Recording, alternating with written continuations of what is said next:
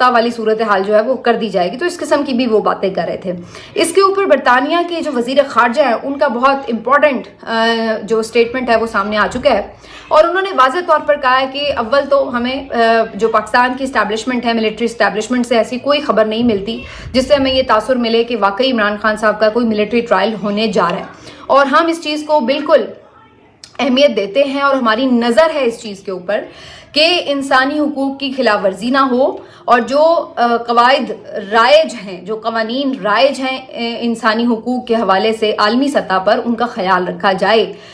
جو بھی ممالک جو ہیں, جو ظاہر ہے آپ کو پتہ ہے یونائٹڈ نیشنز کے ممبر ہیں, جو مختلف فورمز کے ممبر ہیں, تو ان کو ان پابندیوں کی, ان تمام قواعد و ضوابط کی کہیں نہ کہیں پابندی بھی کرنی پڑتی ہے, ان کا لحاظ کرنا پڑتا ہے. تو یہ اتنا آسان نہیں ہے کہ جس طرح آپ کا دل کرے گا آپ اٹھائیں اور جیسے مرضی ٹرائل کرتے پھریں. وہاں پر اس چیز کو بڑی گہری